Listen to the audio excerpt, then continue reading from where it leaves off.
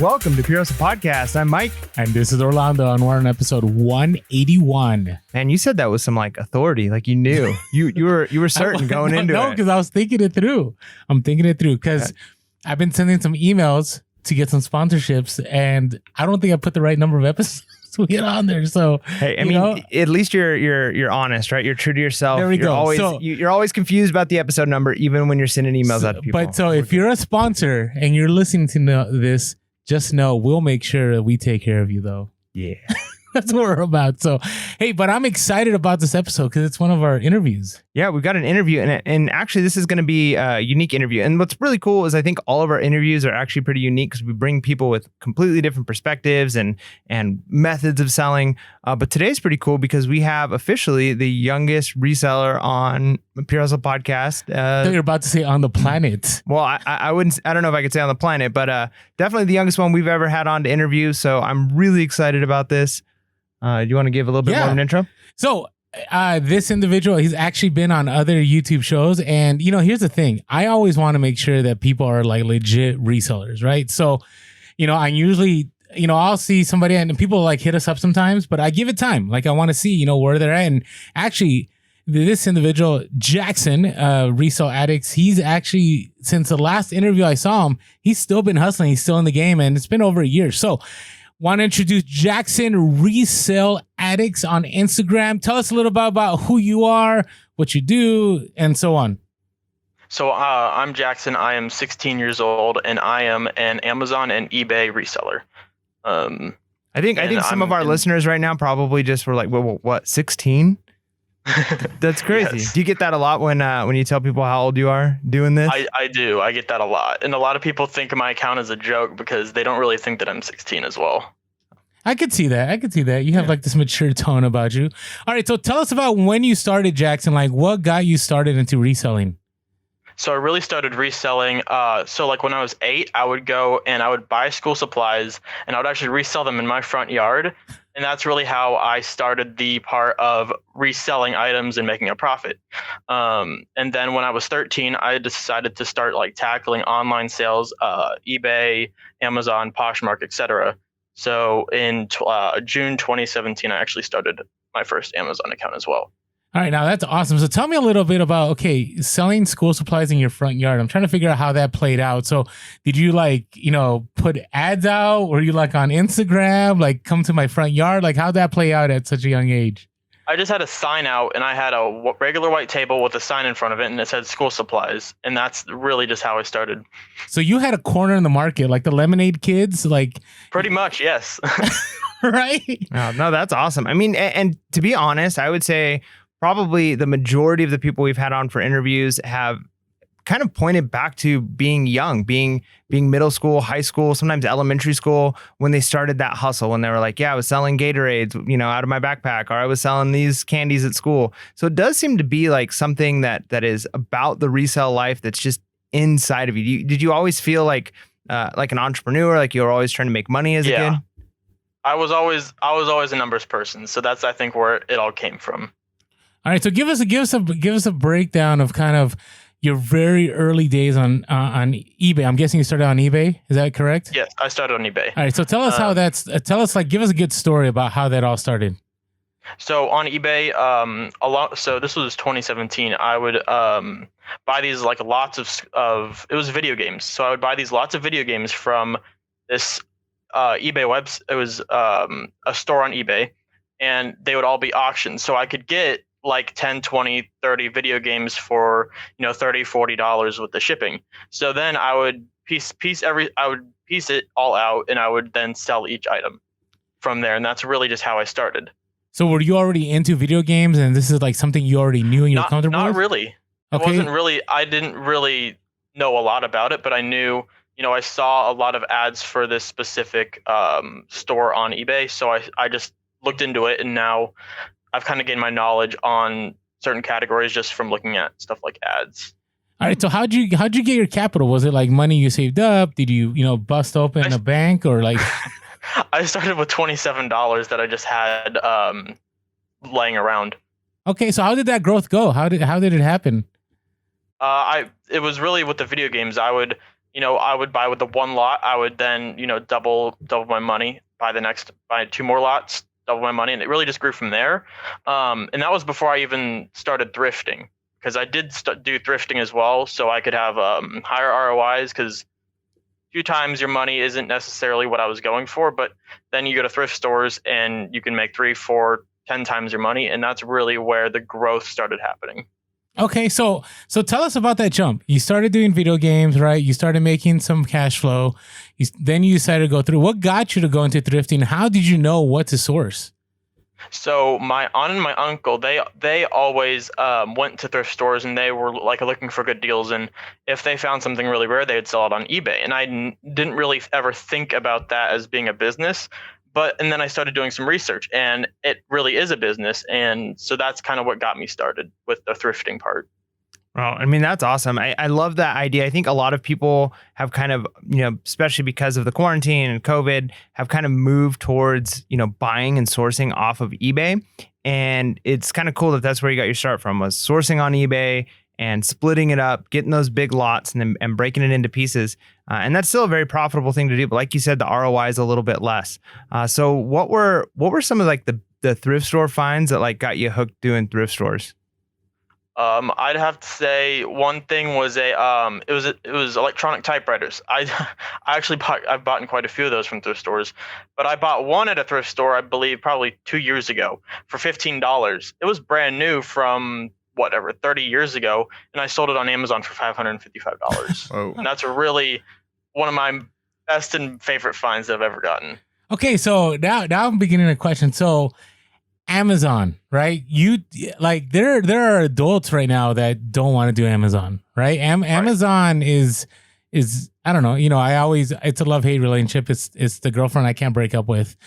And so talk to me about what made you do Amazon? Because it's not like eBay. eBay, you just download the app, you take some pictures, right? Pretty much you can like get things listed within a half hour from downloading the app.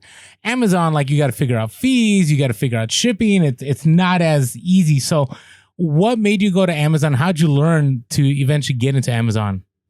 It was the part of the professionalism, because Amazon is much more professional and upfront than eBay really is, because eBay is more one-off items, or like even used clothing, stuff like that wouldn't go on Amazon.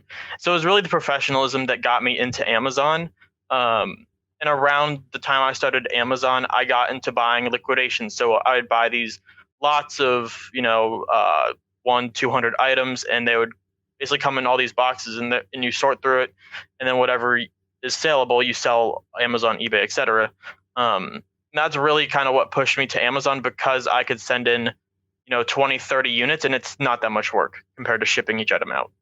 That's awesome. And the cool thing being young like you are, like one thing I've noticed, because I'm a teacher, is these kids now, like even middle schoolers they know technology, and so they're on YouTube. They've grown up on YouTube. They've grown up on social media.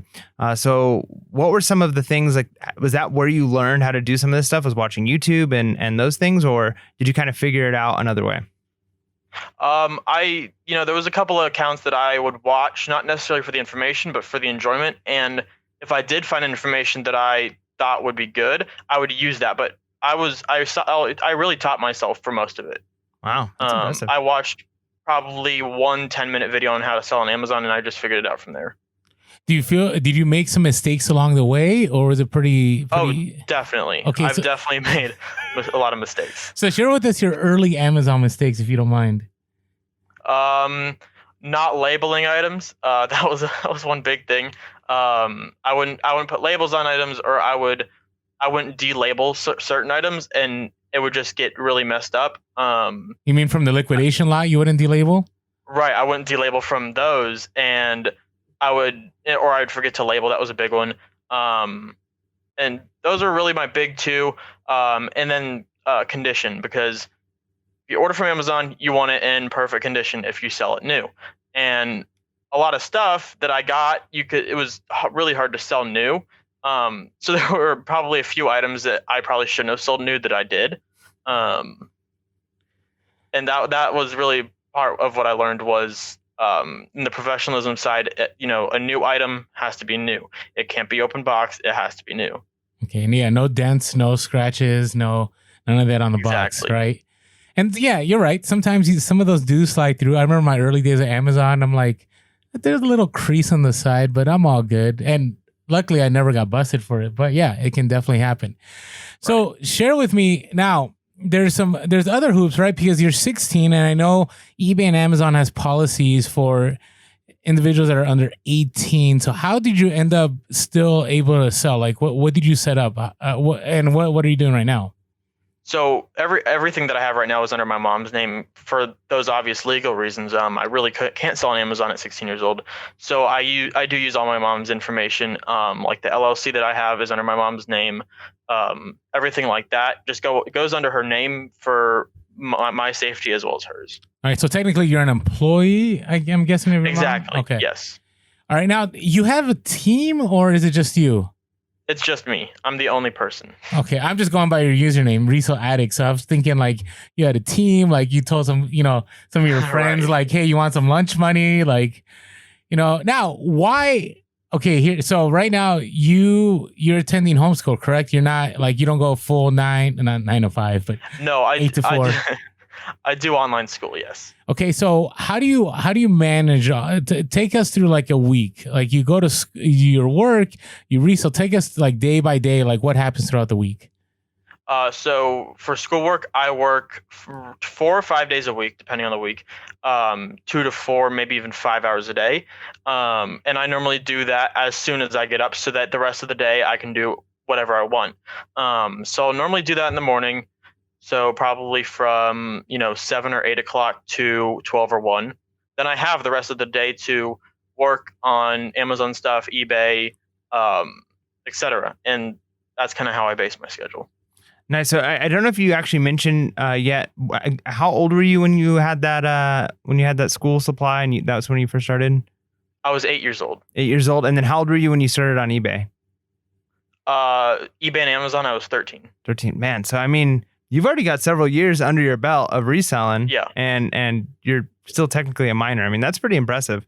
What do your friends think of this? I mean, do your friends think like this is bizarre or crazy, or do they just think it's the coolest thing because you're rolling in the dough? It's a little bit of both. Some of them think you don't know what you're doing or you're crazy. The others support me 100%, and they think what I'm doing is so cool, and they're really interested in doing it themselves. So it's really a mix between both. Nice. And so some of the friends that haven't, why haven't they? Is it just they're too busy with life? Like, they want, I mean, what is the difference between those that don't support you and those that do support you, do you think? I feel like the ones that don't support me would find some kind of excuse. And that's what they would do. They use excuses for certain things. And that's kind of where I would think they would not really support me. And for the ones that do, some of them just don't know the growth that Amazon can take you. People don't know that you can make $500,000 a month on Amazon. And it's really just about the knowledge that they have about, Amazon reselling in general.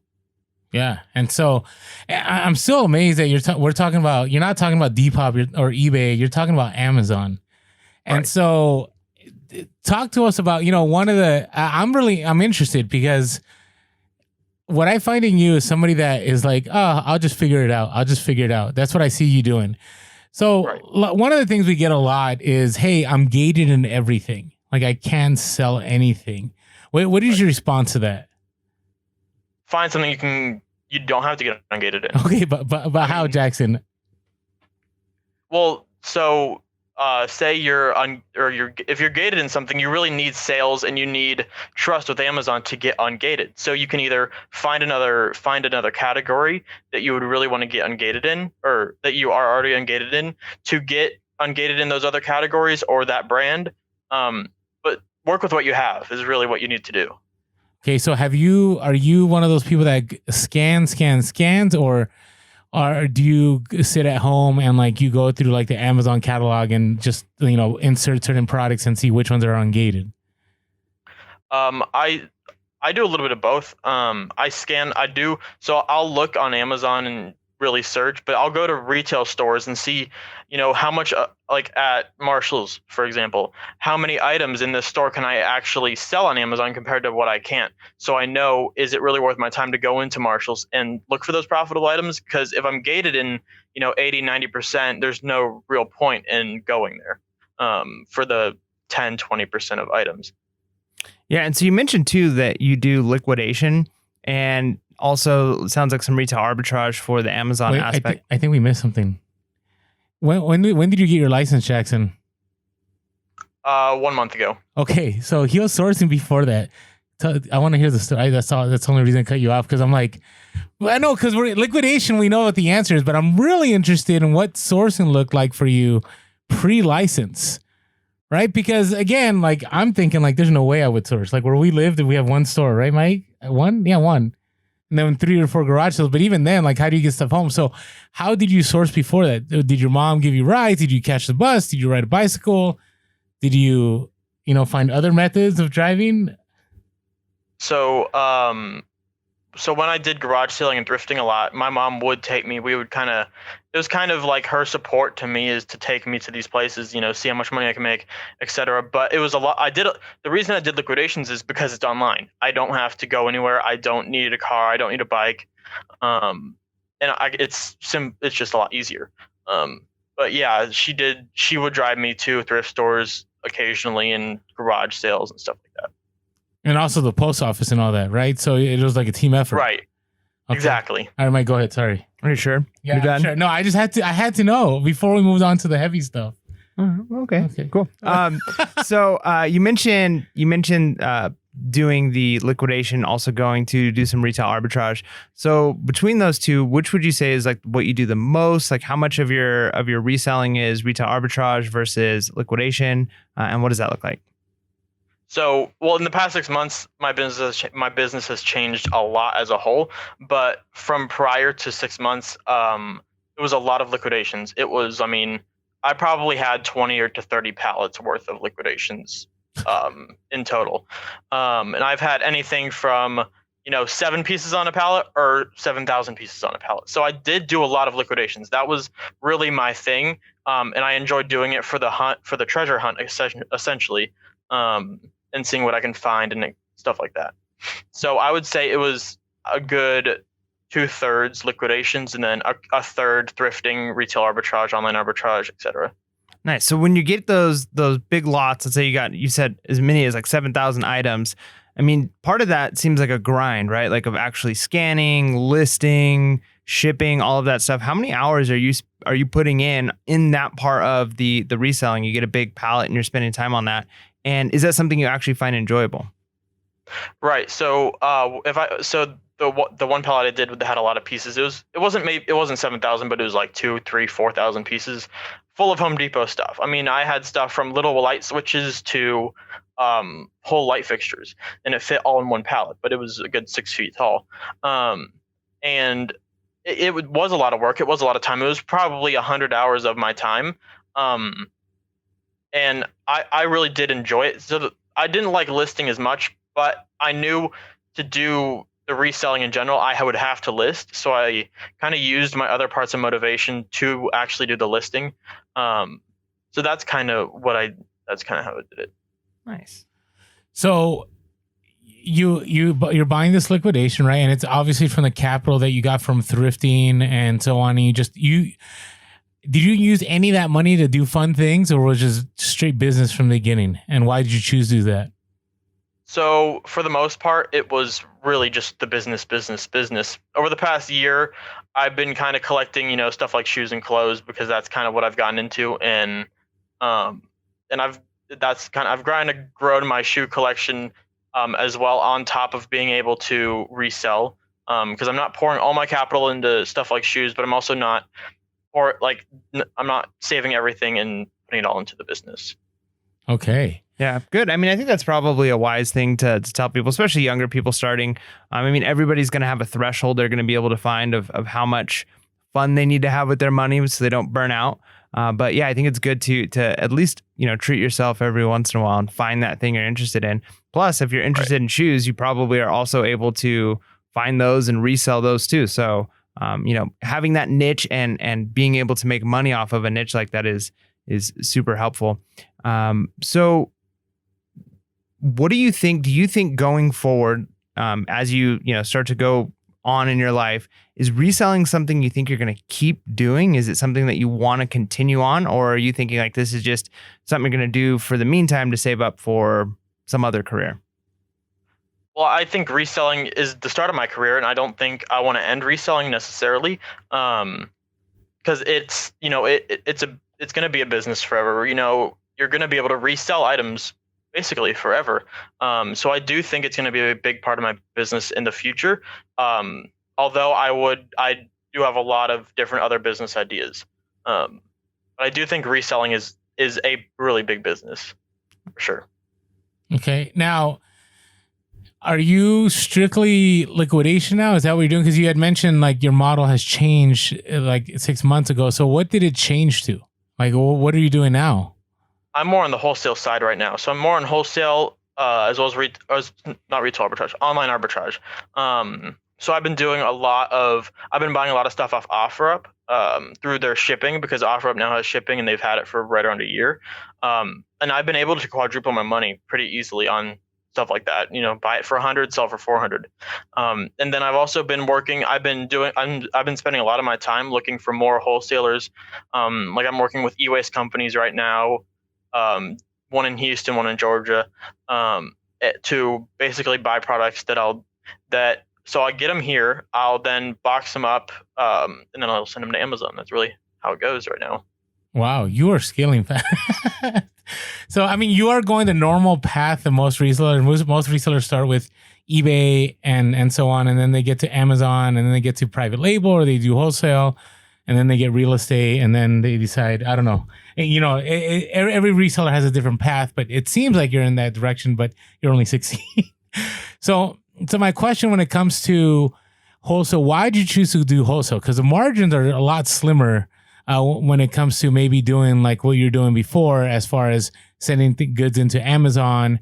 Why did you make that switch? And is it easier to do that switch?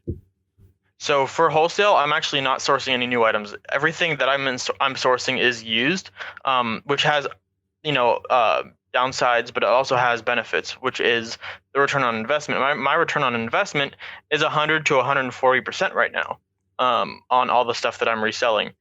And it's a lot easier because I'm like today I got 37 of one item. Well, those 37 items are prepped the exact same way. It's one listing.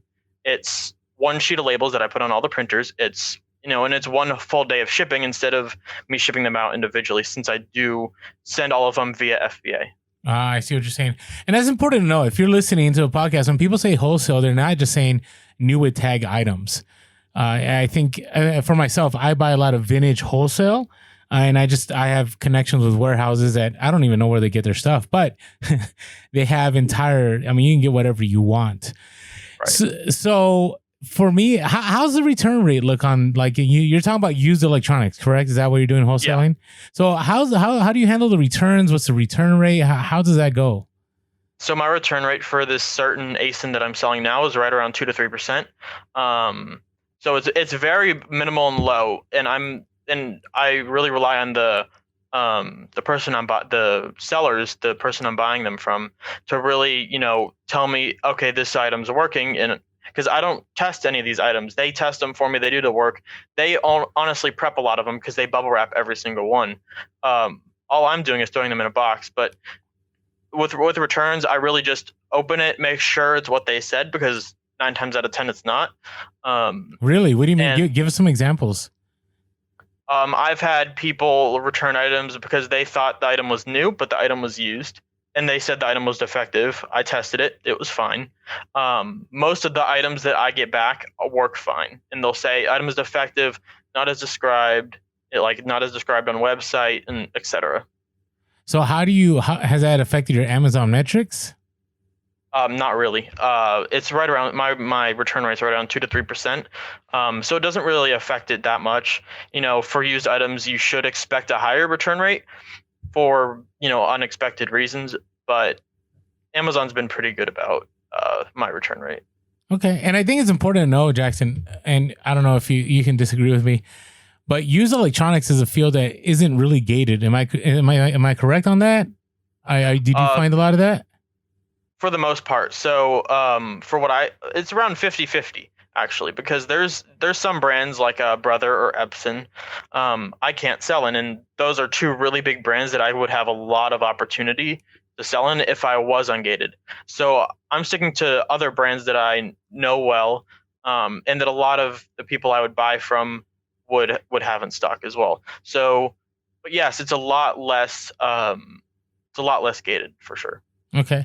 Nice. So when you're selling those things, we often talk about, fast nickel or slow dime, whether you're trying to price them to sell quickly or if you're trying to get top dollar and wait a little bit longer. What do you typically find the model that you use for pricing?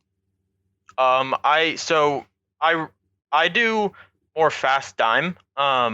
So for the item that I'm selling, I'd say the merchant fulfilled price is right around $160 to $170 a unit. I would sell them for right around $210, so a $50 markup on just the merchant fulfilled, just because I am FBA. But there are sellers that would sell it for like $250 that are like, okay, I can wait for this item to sell, but I'm more fast nickel for sure. Nice. Okay, so when you're doing that fast nickel, have you ever found the fact that you're cutting it too slim, or do you feel that you've been able to scale faster because you've been selling, like you haven't been waiting, so you've been able to sell? 100%. Okay.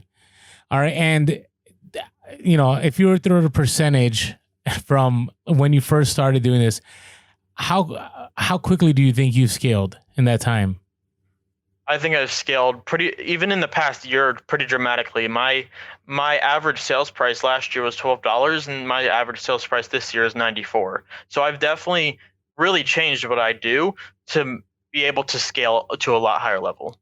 Okay, so talk to me about competition though, right? Do you find that your niche has a little bit less of competition because it's more labor intensive, or is that something that's in the back of your mind and you're ready to pivot? There's definitely a lot of competition, especially for the item I'm selling is a really, hot selling product, even though it's a used electronic that's 10 years old. But every day I see a new seller on this product, or every day I see an item that there's one less of, or one seller that sold out of them. But there's a lot of competition. A lot of these sell, and it's pretty hard to especially keep buy box with a used item as well, because that's another thing that I have to consider when I'm selling these. So go ahead. No, go ahead. No, I was going to say, so have you noticed, you mentioned this last year, you've scaled quite a bit, you've grown. How do you feel like the pandemic situation and all of the changes, a lot of people are now buying online. Have you seemed to, reap the benefits of that? Or how has just quarantine and the COVID pandemic in general affected your business? I wouldn't say it really affected it much. It just really kind of made me open my eyes to see, what other things I can really do. It's like the wholesale. I probably wouldn't have figured out the wholesale if this pandemic wasn't going on, because I would just still be thrifting, retail arbitrage, liquidations, etc. And with the pandemic, the price of liquidations is skyrocketing because people are losing their jobs. They need to make money. So I've really turned away from liquidations for that reason. So I didn't have any way to source. So I just started doing research, started, putting the time in to find, wholesale, or to find even suppliers for just a couple of items. Now, when you say skyrocketed, give us an example, because I know A&D recently released a show about liquidation pallets, so I'm sure that played a part. But I don't think it played a large part. I think most of it is just people are trying to find ways to make money. And liquidation pallets, actually, to me, there's a lot of labor, but it's when it comes to sourcing, it's pretty easy once you find a place that can get you quality products. So give us an example of how you saw it skyrocket. Like, what is the difference? So me personally, recently I've been doing a lot of liquidating of some of the stuff, because I have a really big death pile of stuff that would be for eBay, but I'm completely changing the way I do eBay. So I'm really liquidating a lot of my stuff, and so I had, because another thing is liquidation.com is what I use to liquidate all my stuff, and the amount of people that don't pay on there is insane. So I had an auction up in December. So this is your own stuff that you're liquidating in a pallet, Jackson? It's all like my own customer returns and stuff like that. It's my stuff, but it's not like personal stuff. Okay, but you make it like, do you make it into a pallet, or what do you mean like liquidation? It's all boxed. It's all boxed. Okay. Right. And so in December I auctioned it, sold for $360, and then in January I auctioned it, it sold for $500, again unpaid.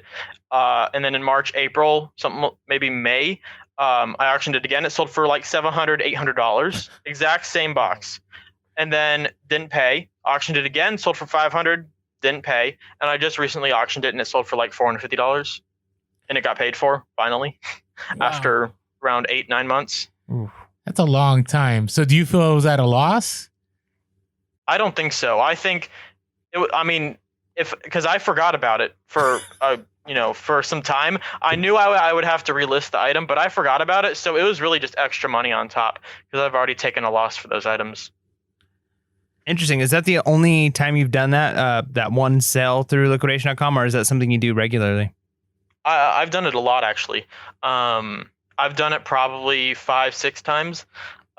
So last year I purchased, it was around $75,000 worth of these gaming headphones. They were all salvaged out, so I got them for 2% of the retail, so $1,500. That was with the shipping fee. And I decided to see, okay, well, if I put together 50 of these headsets to retail $6,000 to $8,000 retail, I auctioned those on liquidation.com in May. I ended up selling each lot for one for like $1,700 and one for right around $2,000. Wow. And that was just for me putting it from a pallet into a box and liquidating it. And I like quadrupled my money, at least. Wow. That's impressive. Yeah, I'm serious. Like it's interesting because your mindset is very, very business minded, very different, right. Which I appreciate that. So now what model are you, out of all these, right? Talk to me about why you left. You told me why you liked the Amazon because of professionalism. What was it about eBay? You said you did a little bit of Parchmarker and all that. Why is that? What has been the obstacles for you that you're like, hey, I don't even want to mess with that anymore? So for eBay, it was really the way people tried to return stuff. So the headsets I bought back right around a year ago, they were all salvaged out, meaning they all had some kind of defect. And then I sold these headsets and because they had a problem with them, and I had right around 125 of these headsets. They all had the exact same problem. So I decided to go ahead. It was one listing. I listed them. I think so. I've sold out of them, but it ended with right around 150 watchers and 40,000 views. But and I've gotten probably 20 or 30 people returning them because they didn't actually read the description. And with with how eBay works, they obviously are going to approve the return. And it was really just the amount of returns that I would keep getting kind of shot it. It kind of ruined eBay for me for a little while. But I had to sell them on there because I can't sell that on Amazon. There's really no other place to sell them. So that's kind of how I saw eBay. Yeah, because I was going to say, because technically with something like that, if the same type of item were on Amazon, from what I hear, customers, it's almost even easier for them to return on Amazon. So you probably would have had a similar issue, whether it was eBay or Amazon, for an item where you're selling that's like for parts or defective. Right. Especially with Amazon FBA, it's free returns no matter what. And, that can really affect a business as well. And I think that kind of, that's the reason I chose Amazon, is people know I can return this. I have 30 days. It's gone. It's like 45, maybe even 60 days now with quarantine, but I have 30 days to return it. It's free to return it. I'll get the item in 1 to 2 days. And that's really what kind of took Amazon over eBay, and that I don't have to manually ship the items either. Okay. All right. And so you're saying liquidation.com or something similar is the way to go if you have stuff that you don't want returns. Am I correct about that? Yeah. Okay. So they just might not pay for a while. Of course. Oh, wow. Did you message these individuals? Was there any, or is it just like, it's all private. Wow. That's a long time. There's no unpaid item assistant like on eBay. It's just, I wish there was, but there isn't. And liquidation.com is flawed in many, many, many ways, but I still find it pretty decent. So okay. Now, do you still do like thrift stores and garage sales and the occasional eBay? Like, do you still do that treasure hunt thing, or have you kind of shifted? Like, I just want to get as many items as I can, and I don't have time to look for the treasure. I still do thrifting because I also like thrifting for myself. If I find something I like, I buy it. It's cheap and it's easy. I don't have to wait for it to come, whatever. So I still go to thrift stores probably once or twice a week now that I can actually drive. And I've actually there's one item that I've been selling a lot of recently. And I actually found like one or two of those at the thrift store of the exact same item, and just stuff like that kind of just made me keep going back. And even Goodwill, I went to a Goodwill, found two printers. One of them, of course, was defective because it's Goodwill. Half the stuff doesn't work there. But the second one sold, it hasn't sold yet, but it's up right now at $300, $400 when I'm paying $15 for these printers. So do you have, it seems you need space. So what does your space look like? What does your inventory system look like? So right now I'm using one bedroom, and for Amazon, since it can get kind of, I need a lot of space for Amazon. I'm using my dining room right now for all my Amazon work. And your mom's okay with that? She is. She saw the money coming in, so she was like, okay, that's fine. And so I really just use the dining room as well as one extra bedroom for a lot of eBay inventory or liquidation stuff that I do. Okay. That's really awesome. So, out of curiosity, typically a 16-year-old, student, person, individual, I don't know what you want to call, but a 16-year-old will often, spend time, with a hobby, and oftentimes it ends up being like video games or something like that. Do you have something that consumes your time like that? Are you spending a lot of time playing video games or doing those typical 16-year-old hobbies, or is this job, this business, is this your hobby? Well, one thing that I like is I always like good deals on stuff. I always search for the better price of an item. So I spend probably 2 to 3 hours a day, like even just looking for shoes for myself, whatever, because I can find shoes that people have worn one time for like a quarter of the price. And, it makes more sense for me to buy something like that and spend $100 to $200 on a pair of $800 shoes for me to go out and then buy just a regular pair of $200 shoes. So it's really the hunt for even online, because there is a hunt online for stuff like that. No, agreed. I mean, the sneaker market's still crazy. Even today, I tried to get a drop today at 7 a.m. I had 2 screens going. My son was trying to buy it, and nope, all sold out. So bargain hunting is kind of your hobby, not so much video games. Yeah, nice. It's been a big part of my life for a long time. So I really like, finding a good deal on whatever I can. Nice. Okay. So talk to us about Q4. It's Q4, like, I sell full time, so Q4 is a necessity for me. For you, is it something you try to ramp up, and what do you do to ramp up? So for Q4 this year, I'm definitely going to ramp up because during Christmas time, people open their wallets no matter the item. So normally you would think, for Q4, people are going to buy loads of toys or loads of seasonal products like Christmas decor, etc. But I'm really just going to keep running what I do just to scale it as large as I can for Q4 so that I can quadruple my sales during Q4 than I have so far this year. So yes, I plan on doing as many sales as possible. I plan on buying as much as I can, but not necessarily brand new items. People will still buy items. They just open their wallets during Christmas time. Nice. Now I have, a question that I often ask, and normally this is towards the end, but I think this is a little bit different because of your age. But I often ask, like, what's a piece of life advice that you would give to somebody? But I think I want to approach this a little differently for this interview. So I'm breaking it in 2 parts. One, what advice would you give to teenagers who are looking to get started in reselling or they want to do something to make money? What's something you've learned? So it doesn't have to necessarily be resale related. It could just be like business or entrepreneur focus. But what's something you'd give them? And then I'll do the second question after. first of all is don't make excuses, because making excuses will just, and procrastinating is probably the worst thing you can really do, especially for your business and just in general. So don't make excuses for stuff. Just go out and do it. Go, I was telling my friend, you should go thrifting. You can make a lot of money, and it's just go and do it. It's not wait and sit for me to come help you. Just go out and do it. People just don't realize that you can go out and you can find one item at a thrift store for $2 and sell it for $400.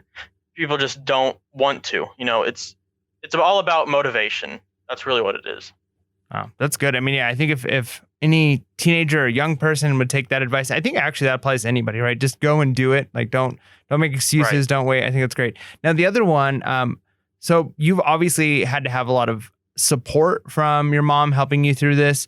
Obviously the work itself that you're doing is you, but you've had to have somebody kind of come along and support you. So what would you say to maybe some of our listeners who have younger kids who they want to maybe support their entrepreneurial spirit, or they want to help them get involved in reselling? What's some things that maybe your mom does for you that you can say, like, definitely do this. This would help your kids out? I'd say open your mind up, because there's a lot of potential for people that really are motivated and want to resell. There's potential there to sell on Amazon. It's not something that you make $1,000 a month. You can make $100,000 a month, and I've seen people do it very easily. So just give them the motivation that they need to really let them start, making it happen. Even giving them $20, go to the thrift store, taking them, to the thrift store, taking them to Marshall's, etc., will really, I think, help boost their motivation to do so. Oh, that's awesome. So now let's get to the. So we always like talking about failures and successes on the podcast. So share with us first, what have been some of your failures, and what did you learn from them? Some of your biggest failures, if you want to share, and what did you learn from them? Well, a really big part of my business was liquidations, and I'd say the biggest part, I have failed on multiple liquidations. You can't, every single one you buy, you're not going to turn a profit on. There's some that you're going to have to take a loss on. So it's really, so I kept it consistent when I did buy liquidations. It was at least once a month. I would, and I'd be getting a bunch of different kinds of items. So I've had, some where I would spend, $500 and 90% of the stuff is broken, or a lot of the stuff will be, not what it's supposed to be. That was a big one. So I had a compact flash. It was for a camera. And it was like, $150, $200. Well, someone thought it would be really nice to exchange it with an 82 millimeter lens cap for a camera. So that turned a $150 item into a couple dollar lens cap. Oof. You mean in the pallet? That's how you received the pallet? Is that what you're saying? Yeah. Wow. Okay. And have you had anything that, you wish you had sold it for more, or that you had done more research, or, something similar like that? Right. So, I've done a lot of everything. I did 2 storage units. They were storage unit auctions. Wow. You've done all across the board. I mean, I have done, we haven't even done storage units yet. Have you done auctions? Yeah, I've done auctions. I've done a lot. Okay. All right, talk to us about your storage unit experience. So I've only done 2 storage units. But the 2 that I've done, so the first one was $450. This one was the not as good one. It was an ex-MLB player. But there was probably $500-$600 worth of gold. There was, there were hits and misses. There was, 10,000 plus baseball cards. There was just crazy amounts of stuff. None of the cards were worth anything. They were from the 80s and 90s. And so that one, and a lot of camping gear. There was loads of camping gear, basically new. Like they went camping one time, and then put it in a storage unit. So I probably made, $1,000 to $2,000, maybe even $3,000 on that, because it was just a bunch of little stuff. And that was a 5x10 unit. And then the second one was the exact same place, exactly a month later. This one was $800. This one was very interesting. So the people were like 2 singers and a guitarist, and it was a whole family, and they had so the most expensive items actually ended up being a bunch of shirts that were stained and ripped. It was so off of that I had a vintage PJ Harvey shirt that sold overnight for $300. Wow. I had a nude Madonna tee that sold overseas for right around $300. And then I had a Kurt Cobain shirt, which ended up selling for right around $400 overseas as well. And so those were probably the 3 best items that I've sold so far. There was one thing. It's a really big crate, and it's made of metal, and it held bombs during World War II. And that was appraised. It's worth like thousands of dollars. It's maybe $10,000, $11,000. Wow. Still haven't gotten around to selling it because it's such a niche item, and it's going to be, it's going to probably take 1 to 2, maybe even 3 years to sell.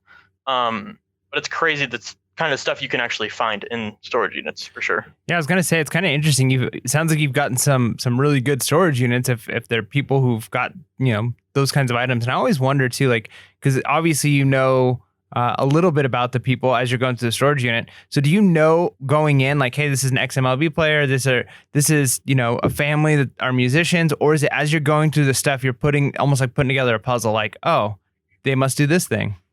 Yeah, that's how it's like. So it's really, first glimpse, you don't really know what it's going to be. The second storage unit that I did, the $800 one, that one I had a little bit of sense of what it was because there was like music stands, stuff like that. That kind of gave away, okay, they were musicians, but I didn't know really any other information. They, because the storage auction places won't really give you any information. Do you ever find anything? I always wonder this with people who buy storage auctions. Do you ever find stuff that's like personal, like a family album or something that you're like, should I find a way to get this back to them? Or loads. I've probably seen 10,000 photos just between the 2 units, birth certificates, IDs. I've seen just about everything. Yeah. Wow. Nice. All right. So those were kind of like successes. Do you have any successes that you can share, obviously, from your liquidation or from thrifting? I mean, you just shared with us your 3 shirts, but how about from the liquidation side? Like, was there ever a pallet you're like, this is the pallet of pallets? That was definitely the headsets that I bought because that was, okay. I paid $1,500. I probably made at least $10,000 off of that. Wow. And it's all literally broken headphones. And people would think, okay, that's worth no money. I ended up, bringing in right around $10,000, and I still have probably 100 of those headsets. And that would be like a good clickbait title for this episode is $10,000 with broken headphones. There you go. Exactly. So Jackson, have you ever thought about? I mean, I know you're 16, but I'm thinking for you here, like, there's a lot of resellers that get into the wholesale game. So they scale up their reselling, and then they have connections where now they can make a lot of their money from just selling wholesale to other resellers. Has that ever crossed your mind? It's something that I've thought about, but it's not necessarily something that I want to do. I really I like getting the feedback from customers on Amazon. I like knowing that a buyer is satisfied with their item on Amazon, and I kind of like that buyer satisfaction other than a reseller not knowing if it's going to be successful until, even weeks, even months after them getting the stuff from me.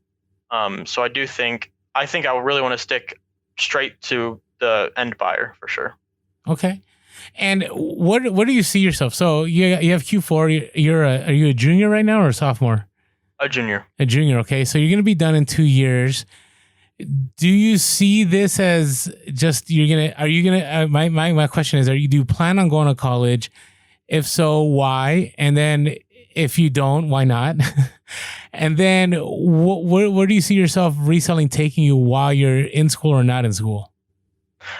So I really want to grow my business, and this is really my biggest passion. It's I'm known for being the one that owns the business, the one that makes the money, etc. So I really want to embrace that, and I really want to try and see how successful I can make this become before I really consider college. If it comes down to the point where I have to go, I will, but I really would like to see my business succeed before I plan on even going to college. Okay. I think that's great advice, honestly, because I think coming from 2 educators. Yeah, well, because college is a means to an end, and it is one of the means to an end, right? And if you are already, have in mind what the end is, which is this business, and if you can get there through other means, or if you're already there, if you're going to go to college to do something that's going to just, make you do what you're already doing, it doesn't really make sense. Now, you already said you're a numbers guy, so you may end up deciding, I want to take some classes to kind of help me, understand accounting or whatever better. But I think that's good advice to everybody, is use education as a tool, because that's what it is. And if you don't need that particular tool because you've already got something to handle that, what that's going to do for your life, just go down that route. So I think that's a great idea. And you've mentioned you've got other business ideas. Are these like, trade secrets you don't want to talk about, or do you have like specific things, like, are you want to get into real estate, or what is Jackson's business going to be? My big thing is running and owning the first and only like electric rental car company. That's really one big thing that I've had in mind for probably 2 or 3 years, since Teslas have been blowing up for the past, I'd say, year or two, even 3 years. And there's a lot of opportunity in renting stuff like that out. And especially since I'm just north of Houston, so I have the whole entire Houston market to really, make that grow and to really show that off and see how well I can perform trying other things, because, reselling isn't the only business I want to have forever, because I obviously want to try new things. So I've got many other ideas, but that's one of them. Man, that just goes to show, like, we've often talked about that people who are entrepreneurs, because Orlando and I both resell and we have a little bit of an entrepreneur spirit, but neither of us would necessarily say, like, this is like, I have to do this to live. Like, this is like my entire passion is like growing things. But it's pretty clear, like, when you see somebody like yourself who, that is it. It's your focus. It's what you want to do. What kind of got you into that mindset? What made you think, like, I'm going to do my own business and take on those risks, as opposed to I'm going to go get a 9 to 5? It was really the fact that I'd rather work for myself and be able to, spend, if I'm not, if I'm not working, if I'm not having to work in 5 years, I really want to spend my time on things that mean more to me than just a business like that, or just working for somebody else. That's another thing, is I'd rather be the one have people working for me. The ones that had to go get the college degrees, they can work for me, but I'm not going to be that person working for someone. Okay, good. So what are some obstacles right now you find are in your way of growing, or is it like right now you pretty much have a path, you just need to scale it? A lot of it's storage space, because I can really only fit 1 to 2 pallets. And I've been, I look at liquidations every single day. I just wait till I find one that, I think I can make a lot of money on. And the ones I look at aren't really your average ones. I'm looking at restaurant equipment, stuff like that. And you really need a lot of space to grow that. So I've really been working towards being able to, have a storage unit every month that I can store a lot of stuff in. Wow. So, when you say the dining room, do you mean do you guys not eat dinner at the table, or we have a separate place where we eat? Okay, so okay, it manages to work. All right. No, I'm just thinking, because I know plenty of resellers when they first started. I know somebody right now that had full bookshelves in their entire house, and that's the only space left was like where they slept, and but they made it happen. So, all right. Did you ask the question about advice? You did already about a young high schooler. Yep. Okay. All right. So, we've already asked plenty of questions about where do you see yourself and so on. So what is your favorite? I think we've asked a lot of questions. So I'm just intrigued what keeps you motivated, right? Because I would say when I was 16, this was not on my thoughts. My thoughts were like play sports, cruise my Cadillac, and that's pretty much all I did. Well, no, I did go to school too. So is there anything that you would say, hey, right now I would drop this reselling, like, or is it just, this is it? This is going to be my passion for 2 years, and I'm just going to keep scaling and building until I get to where I want to be? I think the motivation of, oh yeah, I did, $1 million in sales this year. I want to get to that point. So I think, thinking about numbers like 7, 8 figures, thinking about other business ideas really will help drive me to do that, because, to start a business, you obviously need a lot of capital. And right now I can't get a loan. So I really have to, I would need full cash to start, maybe an electric rental car company, or invest in certain things. So I really use, future investments as motivation for, this part of reselling.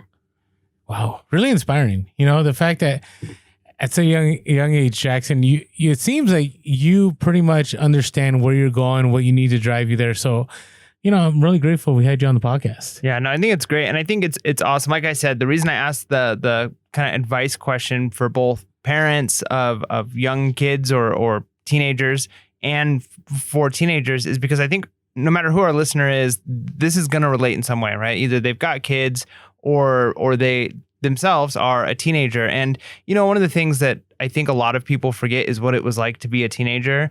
And, people will think like, oh, just a 16-year-old, like, what could you know? But, 16, you've got a lot of experience already. You've got a lot going on in your life. And obviously you're a very mature person. And I think it's going to take you really far in life. And I think that, what you're doing, I think is motivational. And that's why I love that you've got an Instagram and you're sharing this. Because I think a lot of times high schoolers or teenagers will see, older businessmen or women who are successful, but they don't see people who are like them and they don't see that it's possible. But when they see you doing this, they can see that it's possible. So my hat's off to you. I think you're doing a great job as far as that goes. Do you have anything that like you want to share with us or to our listeners? What? Real quick, I had a question. Do you plan on documenting any of this, Jackson? I think it'd be great to document, but it would take up more time. But any thoughts on that? I started typing a lot of it out, like the whole story of how I started, everything I've done. It just consumed a lot of time. I would spend, an hour a day on it. I probably haven't touched it for a year, but and that's what I used Instagram for. It's like it's documenting my journey through, everything that I've done. You can see on my page, I've done thrifting, I've done liquidations, I've done private label, I've done wholesale, I've done literally everything you can think of. Okay. No, that's good. So what was your question again? I'm sorry. I keep cutting you off. No, it's fine. So I was just wondering if you have anything. I mean, I feel like we've gotten to ask a lot of questions, but do you have anything that like, you like or want to share with people to say like, hey, this is who I am. This is what I do. This is what I'm passionate about that maybe you haven't already had a chance to talk about? Not necessarily. I think we really covered, a lot of ground. It's the main part of reselling is really the motivation, and that's really the most important thing. Is the motivation and drive to do it will really get you far. And another thing was the fact of selling used items compared to new items. That was one big thing that I had in my mind was I don't want to be selling a bunch of these cheap things from China if I did private label, and I'd rather see something, and it would. Because in 10 years, private label might not really be that big because either brick and mortar stores will have it so much cheaper and they'll still be in business. You really got to put your mindset on the next 10 years. You can't really think about a business for the next 1 year. I really think about it for the next 10 years, 20 years. Used electronics are always going to be used and they're always going to be available to buy. So you really have to pick your niche really well. To really grow, in my opinion. Wow, that's awesome. There's a lot of wisdom in what he just said. Yeah, no, for sure. Where can our listeners find you? So, you've obviously got the Instagram. Are you anywhere else? Are you putting videos on YouTube, or what is Instagram the best way for them to get in contact with you? I'm strictly on Instagram right now. I've been contemplating YouTube for years, haven't started one yet. But yeah, it's strictly Instagram for now. Okay, and not that you have to do YouTube. We just throw it out there. I mean, you're coasting, man. Yeah. You're in a good place. So, hey, Jackson, thanks so much for being on the podcast. You can find him on Instagram at resale_addicts. And he is there. Great guy. I mean, I've interacted with you probably for the last year about, you've hit me up with questions or you pointed some things out. I've actually learned from him too. So it's been great. So Jackson, thanks so much for being on the podcast. Really appreciate you. And with that being said, hey, make sure to be real, be relevant, and be reselling. Late.